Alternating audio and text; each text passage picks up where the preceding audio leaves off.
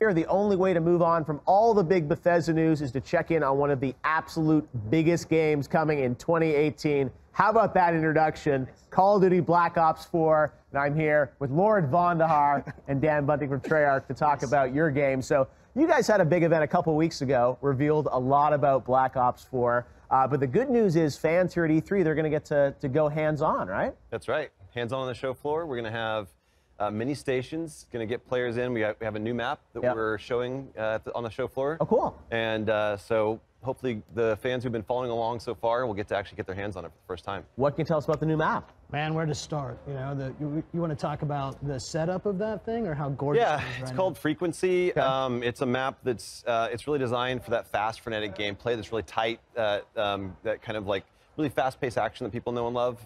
It's set in Hunan province in a sort of Chinese kind of listening post and very kind of exotic location in the remote mountains there. It's fun. Massive head-to-head collision everywhere, just like you'd expect from us. Well, this is going to be a good battle test to have tens of thousands of gamers grinding on this thing, which was great. And we can't wait to see it. But you guys had such a huge press conference a few weeks ago. I'm revealing so many aspects of the game.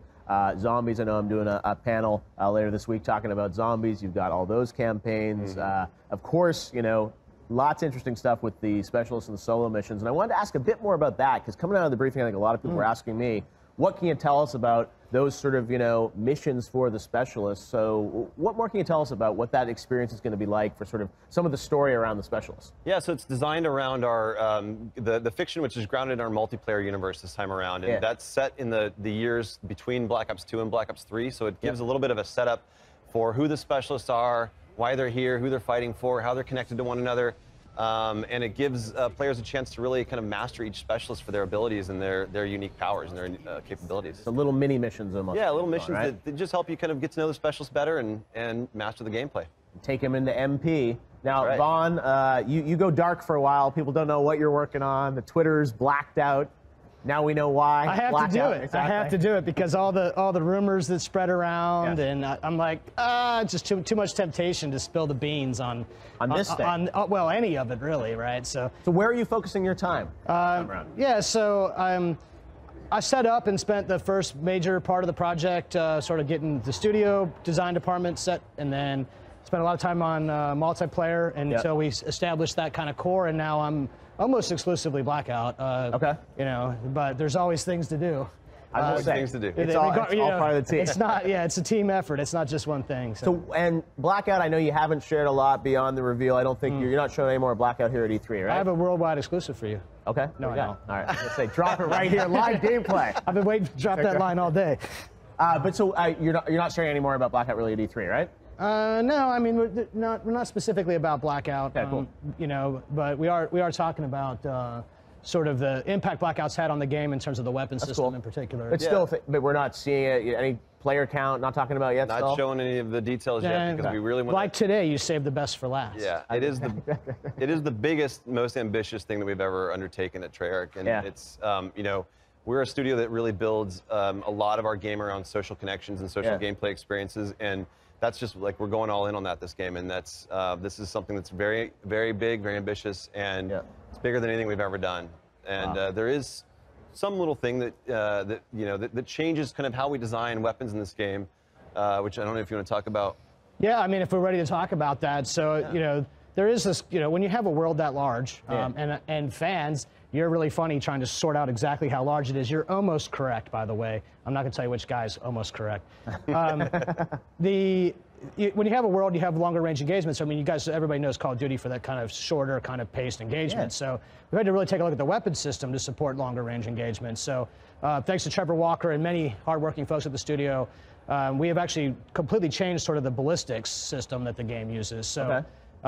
Historically, you know, at the risk of getting too nerdy, it's a hit scan game. Bullets fire, they go straight, they go forever, and then the damage drops off in kind of core increments. So what the ballistics system does is allows us to actually do simulation of ballistics where bullets actually fall off. So over long ranges, you're not going to be able to tag somebody. You're going to have to aim high. and sort of compensate for that. And where we are with this right now is a good place for Call of Duty. So the weapons kind of do the damage in the segments or ranges that you'd expect them to do, including beyond this certain range. But at a certain point, you're just not going to be able to hit that guy unless you compensate for that. So that's a completely different take on how you think about ballistics and how you think about weapon simulation. So a lot of work has gone into the weapon system, and not just on ballistics, but in terms of the totality of sort of what you do. So, but really, you're not doing ballistics unless you do something as large as Blackout. It's just kind of one story that we have overhauled the entire weapon system because that is the core of our game, and that's what people, love and know the most about Call of Duty as a gameplay experience. And we've essentially rebuilt the weapon systems from the ground up. We've got, we talked about predictive recoil, something that is a new system. We've talked about how all the animations and effects have been completely overhauled. Now we're talking about having ballistic systems in the game as well. And it's really like we've built this because we want to make that core gameplay loop as tight as it can possibly be and as rewarding as it can possibly be, and make sure that players have a satisfying road to mastery of all of those mechanics. It's the rewarding bit that was really important to us. One of our very simple game pillars that we use. And when you play, everything you do has to have that kind of high level of rewarding polish, right? From how you reload, the uniqueness of those animations, the uniqueness of the attachments available to weapons. So the weapons system and the pillar rewarding are two things that go very hand to hand. So it's not just a thing, right? It's the totality of everything that you do with the gameplay of that, but then also what features you decide to tackle as a studio. So much going into this. I can't wait to see more on Blackout. And final question for you guys. I know you started talking some remasters of some maps, right? We're going to be getting some maps back. Just Thursday, we went on and did a live stream from Treyarch. We've talked about 4 fan favorite remasters. Jungle. Let's start with Jungle. Jungle was a Black Ops 1 map. I'll give you a little detail. Black Ops 1 map that was set in the jungles of Vietnam, and it was a map that had a lot of foliage, a lot of terrain, a lot of height variation, a lot of kind of fluid flow control through the map, and players loved it. And we haven't touched that map in so many years. I think it's going to be really exciting to bring it back. Next up, we have Summit, which is another one of our kind of really big fan favorite maps from Black Ops 1. You want to do the next one? I like to do Slums and the one after that. So do it. What do you got? Quick. Yeah, Slums and Firing Range are the two that are after that, and these are fairly competitive maps. We learned a lot about parallel pathing in both these maps. It was sort of when we really came into our own as a group of people, sort of what it means to make a sort of Black Ops Call of Duty map, right? So those two are super important to us. And it's fun to see them in this game too. And you guys have an amazing legacy with Black Ops. We can't wait to play in October. And this game celebrates that legacy, and you're all going to have a great time with it. Well, these guys, super passionate. I know you're going to innovate in a crazy way. Blackout, I can't wait to hear more. Oh, I can't wait to tell you. Lord Vonn. Nobody wants to tell you more than me. I'm so glad we're wrapping up day 1 with you guys. That's it for our show today, but we will be back tomorrow. I want to thank all our guests for coming in.